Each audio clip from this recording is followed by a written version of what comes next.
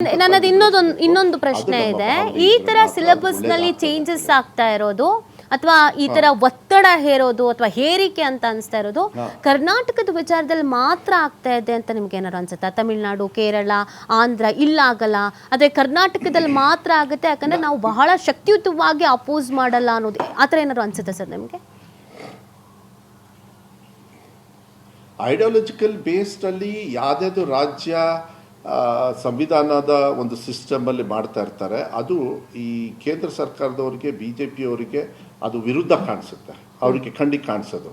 ಅವರೇ ಮಕ್ಕಳೇ ಅಲ್ಲಿ ಓದ್ತಾ ಇದ್ದಾರೆ, ಅವ್ರನ್ನ ದ್ವೇಷವಾಗಿ ಬೆಳೆಸ್ತಾ ಇದ್ದೀವಿ ಅನ್ನೋದು ಭಾವನೆಯಲ್ಲಿ ಇರಲ್ಲ. ಅವರಿಗೆ ಪಕ್ಷ, ನಮ್ಮ ದೇಶ, ಅವ್ರ ಒಂಥರ. ನಾಳೆ ದಿವಸ ಹೇಳ್ತೀನಿ ಕೇಳಿ, ಮಹಾತ್ಮ ಗಾಂಧಿನ ಮರ್ತು ಬಿಡ್ತಾರೆ, ಗೋಡ್ಸೆನೆ ಒಳ್ಳೇದು ಒಂದು ಬಿಡ್ತಾರೆ. ನಾಳೆ ದಿವಸ RSS ಬಗ್ಗೆ ಓದಿಸ್ತಾರೆ, ವಿಶ್ವ ಹಿಂದೂ ಪರಿಷತ್ತು ಇರಬಾರ್ದು ಅಂತ ಹೇಳಿಲ್ಲ. ಅವ್ರು ಇದ್ದಾರೆ, ಅವ್ರು ಏನೇನು ಮಾಡ್ಕೊಳ್ತಾರೆ ಮಾಡ್ಕೊಳ್ಳಿ. ನಾಳೆ ದಿವಸ ಮಹಾತ್ಮ ಗಾಂಧಿನೇ ಅಲ್ಲ ಅಂತ ಹೇಳಿಬಿಟ್ರೆ ನಮ್ಮ ಕತೆ ಏನಾಗಬೇಕು? ನಾಳೆ ಸಂವಿಧಾನ ಕೊಟ್ಟಿರ್ತಕ್ಕಂಥ ಅಂಬೇಡ್ಕರ್ ಅವರೇ ಇಲ್ಲ, ಅದು ಸರಿ ಇಲ್ಲ ಅಂದುಬಿಟ್ರೆ ಅಲ್ಲಿಗೆ ನಮ್ಮನ್ನು ತಗೊಂಡು ಹೋಗ್ಬಿಟ್ರೆ ಕಷ್ಟ ಆಗುತ್ತೆ. ನನಗನ್ಸುತ್ತೆ ಇದು ಹೇರ್ತಕ್ಕಂಥ ವಿಚಾರದಲ್ಲಿ ನೋಡಿದಾಗ ಅವರಿಗೆ ಸ್ವಲ್ಪ ಕಾಮನ್ ಸೆನ್ಸ್ ಇಲ್ಲ ಅನಿಸುತ್ತೆ. ಈ ವಿಚಾರದಲ್ಲಿ ನಾನು ಹೇಳಬೇಕಾಗ್ತದೆ, ವಿಕೃತ ಮನಸ್ಸಿದೆ ಅಂತ ಹೇಳಿ ಭಾವನೆಯನ್ನು ಮಾಡ್ತೀನಿ. ನೋಡ್ತಾರೆ ಯಾವ ರಾಜ್ಯನ ಟಾರ್ಗೆಟ್ ಮಾಡಬೇಕು. ತಮಿಳ್ನಾಡು ಕೂಡ ಭಾಳ ಅಗ್ರೆಸಿವ್ ಆಗಿ ನಮ್ಮ ಥರನೇ ಕೂಡ ಈ ಥರ ಪಾಲಿಸೀಸ್ನ ನಾವು ವಿರೋಧ ಮಾಡ್ತೀವಿ. ಮೋಸ್ಟ್ಲಿ ತಮಿಳ್ನಾಡು ಮತ್ತು ನಮ್ಮಲ್ಲಿ ಇದು ಮಾಡ್ತಾರೆ. ಮತ್ತು ಅವ್ರ ರಾಜ್ಯ ಅವ್ರು ಎಲ್ಲಿ ಸಂಬಂಧ ಇದೆ ಸರ್ಕಾರ ನಡೆಸೋದು. ಈಗ ಫಾರ್ ಎಕ್ಸಾಂಪಲ್ ಆಂಧ್ರ, ಅಲ್ಲೇನಾದ್ರು ಅವ್ರ ಜೊತೆಗೆ ಸಂಬಂಧ ಇರೋದ್ರಿಂದ ಅವ್ರು ಸರಿ ಮಾಡ್ಕೊಂಡಿರ್ಬೋದು. ಆಮೇಲೆ ಇಂಥ ವಿಚಾರ ಭಾಳ ಸೂಕ್ಷ್ಮ. ಮಕ್ಕಳು ಹೂವು ಇದ್ದಂಗೆ, ಅದು ಒಂದ್ಸತಿ ಹಾಳಾಗಿ ಹೋಗ್ಬಿಟ್ರೆ ಮತ್ತೆ ಸರಿ ಮಾಡೋದಕ್ಕಾಗೋದಿಲ್ಲ. ಅದಕ್ಕೆ ನೀವು ಯಾವಾಗಲೂ ಕೂಡ ಕೊಡಬೇಕಾದ್ರೆ ಯಾರು ವಾತಾವರಣದಲ್ಲಿರ್ತಾರೆ, ಯಾವ ಬೌಂಡ್ರಿಯಲ್ಲಿರ್ತಾರೆ ಅವ್ರನ್ನ ಚರ್ಚೆ ಮಾಡಿ ಮಾಡಬೇಕಾಗತ್ತೆ. ನನಗನ್ಸುತ್ತೆ ಇದು ಕೆಲವು ರಾಜ್ಯದಲ್ಲಿ ಮಾತ್ರ ಹೇರಿಕೆ ಮಾಡ್ತಾ ಇರ್ಬೋದು. ನನಗೆ ಸೈಂಟಿಫಿಕ್ ಆಗಿ ಅಷ್ಟೊಂದು ಡೀಟೇಲ್ಸು ಬೇರೆ ರಾಜ್ಯದ ಬಗ್ಗೆ ನಾನಿನ್ನೂ ಕೂಡ ಮಾಡಿಲ್ಲ. ಯಾಕೆಂದರೆ ಇದು ಚರ್ಚೆ ಶುರುವಾಗಿದೆ ನಿನ್ನೆ ಬೆಳಗ್ಗೆಯಿಂದ. ಕೆಲವು ಆರ್ಟಿಕಲ್ಸ್ ಎಲ್ಲ ಬಂತು, ಮೊನ್ನೆಯಿಂದನೂ ಕೂಡ ಕೆಲವು ವಿಚಾರಗಳು ಬಂದು ಅದು ಬರ್ತದೆ. ಬಟ್ ನನ್ನ ಒಂದು ಅನಿಸಿಕೆ, ಒಬ್ಬ ಶಿಕ್ಷಣ ಸಚಿವನಾಗಿ 3 ವರ್ಷ ನಾನು ಕೂಡ ಮಕ್ಕಳಿಗೆ ಸೇವೆ ಮಾಡ್ತಕ್ಕಂಥ ಕೆಲಸ ಬಂದಿದೆ.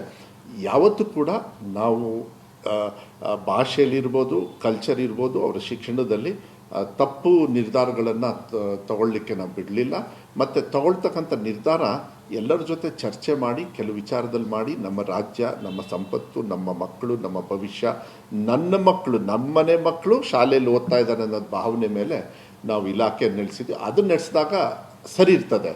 ಆದರೆ ನಿಮ್ಮ ವಿಕೃತ ಮನಸ್ಸಿದ್ದಾಗ ನಮ್ಮ ದೇಶವನ್ನು ಒಂದು ದಿಕ್ಕಿಗೆ ಮಾತ್ರ ತಗೊಂಡು ಹೋಗಬೇಕು, ಸೀಮಿತವಾಗಿ ತೊಗೊಂಡ್ಬರ್ಬೇಕು, ಇಂಥವ್ರನ್ನ ತುಳಿಬೇಕು ಅಂತೇಳಿ ಬಂದಾಗ ಈ ಥರ ಕೆಟ್ಟ ಬುದ್ಧಿ ಬರುತ್ತೆ. ಈ ಕೆಟ್ಟ ಬುದ್ಧಿಯನ್ನು ಕೇಂದ್ರ ಸರ್ಕಾರದವ್ರು ನಿಲ್ಲಿಸಬೇಕಾಗತ್ತೆ.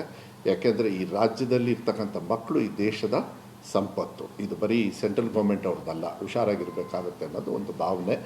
ಬೇರೆ ಬೇರೆ ರಾಜ್ಯದವ್ರು ಹಿಂಗೆ ಮಾಡಿದ್ದಾರೆ, ನಾವು ಅದು ತಿಳ್ಕೊಂಡು ಹೇಳಬೇಕಾಗತ್ತಮ್ಮ. ಮೋಸ್ಟ್ಲಿ ಮಾಡಿರ್ತಾರೆ, ಯಾಕೆಂದರೆ ಕೆಟ್ಟ ಬುದ್ಧಿ ಇದೆ ಸೆಂಟ್ರಲ್ ಗೌರ್ಮೆಂಟ್ ಅವ್ರಿಗೆ ಈ ಥರ ಹೇರ್ತಕ್ಕಂಥದ್ದು. ನೋಡಿ, ಎಲ್ಲರೂ ಕೂಡ ಹೋರಾಟ ಮಾಡ್ತಾ ಇದ್ದಾರೆ. ಎಂಥದ್ದು ರೈಲ್ವೆ ಡಿಪಾರ್ಟ್ಮೆಂಟಲ್ಲಿ ಕನ್ನಡಿಗರಿಗೆ ಚಾನ್ಸ್ ಸಿಗ್ತಾ ಇಲ್ಲ, ಇದೆಲ್ಲದೂ ಕೂಡ. ಸರ್, ನನ್ನೊಂದು ಕೊನೆ ಪ್ರಶ್ನೆ, ನೀವಾಗಲೇ ಹೇಳ್ತಾ ಇದ್ರು ಈ ವಿಚಾರವನ್ನ ಪ್ರಶ್ನೆ ಮಾಡಿದಕ್ಕೆ ಧರ್ಮವನ್ನ ವಿರೋಧಿಸ್ತಾನೆ ಅಂತ ಹೇಳ್ಬಿಡ್ತಾರೆ ಅಂತ. ಸೊ ಮಧು ಬಂಗಾರಪ್ಪನವರಿಗೆ ಇದು ಸಿಲೆಬಸ್ ಸಮಸ್ಯೆ ಅಲ್ಲ, ಕೃಷ್ಣ ಅಂತ ಹೆಸರಿಟ್ಟಿರೋದು ಸಮಸ್ಯೆ ಅಂತ. ಇಲ್ಲ, ನಾನು ನೋಡಿ ಅಮ್ಮ, ಈ ಧರ್ಮ ವಿರೋಧ ಮಾಡ್ತಾನೆ ಅನ್ನೋದಕ್ಕೆ ಹೇಳಕ್ಕೆ, ಈ ಹಿಂದೂ ಧರ್ಮ ಅನ್ನೋದು ಪುಕ್ಷಟೆ BJP ಅವರಿಗೆ ಯಾವನು ಅಡ ಕೊಟ್ಟಿಲ್ಲ. ನಮ್ಮ ತಂದೆ ತಾಯಿಯವರು ಹಿಂದೂಗಳೇ, ನಾನು ಹಿಂದೂನೇ, ನಾವು ಸಂಪ್ರದಾಯನೂ ನನಗೆ ಹಿಂದೂನೇ.